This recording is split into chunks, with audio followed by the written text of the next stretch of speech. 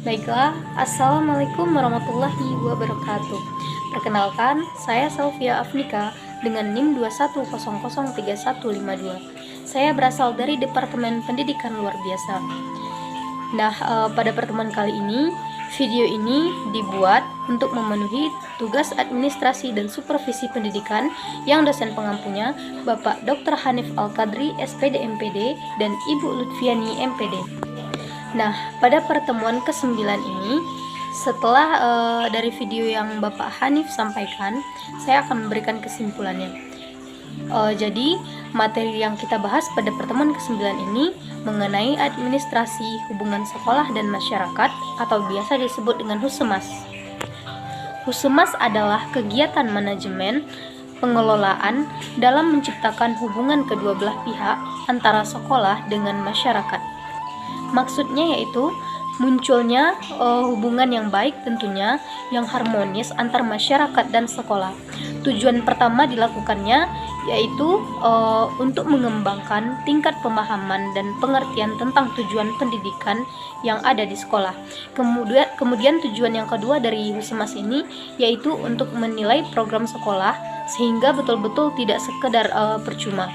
Kemudian tujuan yang ketiga dari Husemas itu yaitu pengembangan potensi peserta didik. Nah, jadi kita semua lingkungan ini terlibat dalam potensi peserta didik akan semakin tergali dan tersalurkan sehingga lebih potensial untuk mengembangkan bakat mereka. Jadi pada akhirnya tujuan administrasi Husemas ini adalah untuk betul-betul melakukan pengembangan terhadap potensi peserta didiknya. Kemudian tujuan yang keempat dari Husemas ini yaitu untuk mengembangkan pemahaman pentingnya pendidikan di sekolah. Tujuan yang terakhir yaitu akuntabilitas. Akuntabilitas ini jauh lebih hebat dari sekedar tanggung jawab, dan ini adalah salah satu bentuk tanggung jawab moral lahir dan batin lembaga sekolah kepada masyarakat untuk mendedikasikan dirinya menghasilkan anak-anak yang potensial secara akademik, karakter, dan etika, sehingga ketika lahir di sekolah muncullah manusia hebat yang kredibel. Kemudian kita masuk kepada fungsi dari administrasi Husemas atau hubungan sekolah dan masyarakat, yaitu ada dua. Yang pertama kita lihat dari fungsi sekolah terhadap masyarakat. Nah, yang pertama sebagai agent of change. Sekolah menjadi lembaga pembaharu. Pembaharu berarti melakukan sesuatu menjadi baru, yang mengintroduksikan perubahan pengetahuan yang dulunya tidak tahu menjadi tahu, yang belum paham menjadi paham, yang belum mengerti menjadi mengerti. Cara berpikir yang dulunya levelnya masih begini, sekarang menjadi lebih baik. Kemampuan daya berpikir menjadi lebih tinggi, kemudian pola hidup berubah menjadi lebih baik, kebiasaan dan tata cara bergaul, termasuk semuanya etika dan karakter.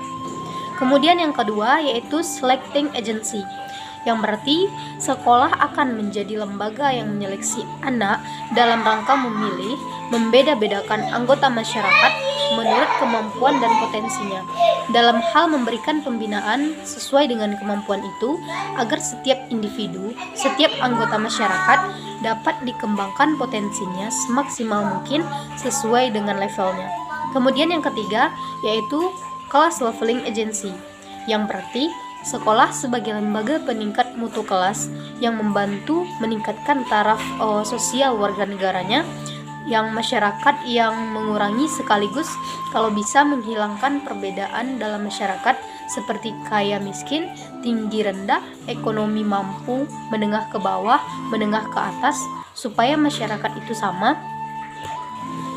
Nah, mereka sebagai orang-orang yang potensial yang ikut serta bersama-sama menggawangi sekaligus meloloskan atau menggolkan proses pendidikan secara benar dan sesuai dengan peraturan undang-undang.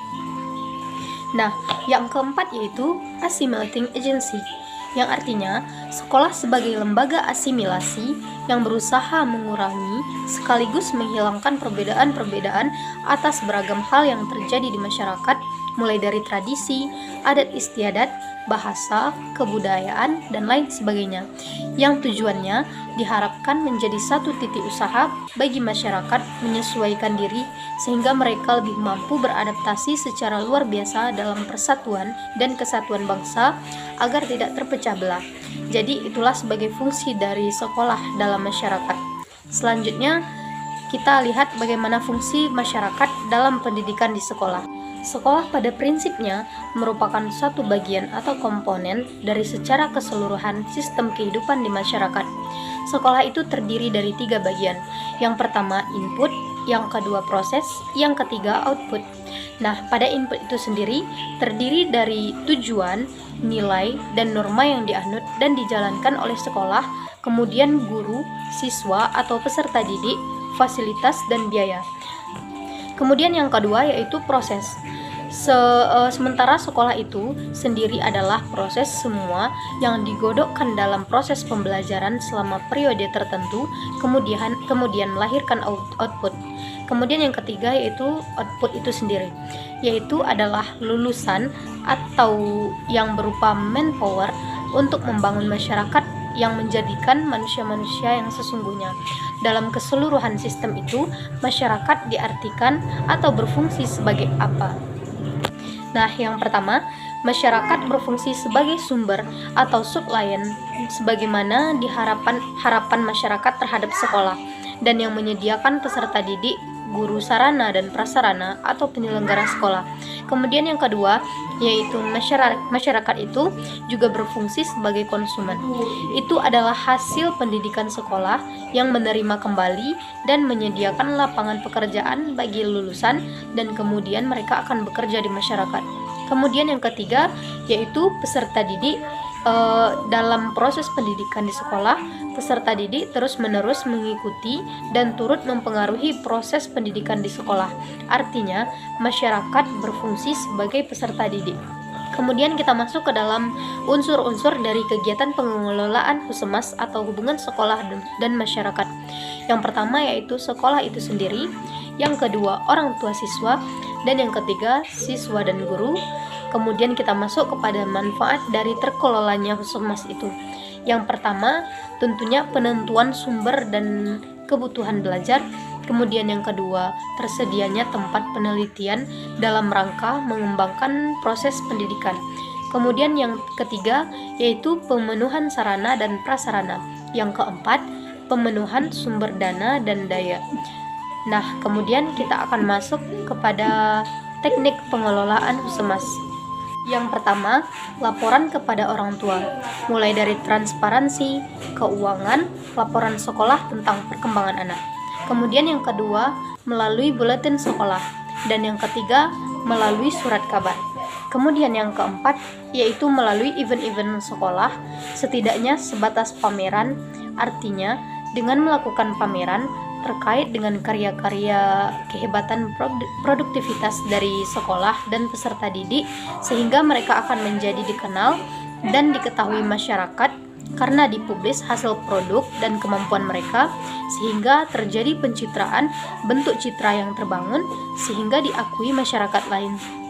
Kemudian ada juga melalui kunjungan sekolah ke rumah orang tua, penjelasan oleh staf sekolah, kemudian menggunakan media elektronik seperti radio dan televisi, melalui laporan tahunan, menggunakan media sosial seperti sekarang, seperti melalui chatting grup kelas atau chatting grup antar guru dan orang tua siswa, dan banyak lagi macam-macam dari tekniknya dalam rangka mengelola Husemas. Nah, mungkin hanya itu penjelasan dari saya. Mudah-mudahan bermanfaat. Mohon maaf jika ada salah dan janggal. Saya akhiri dengan wabillahi taufik wal hidayah. Assalamualaikum warahmatullahi wabarakatuh.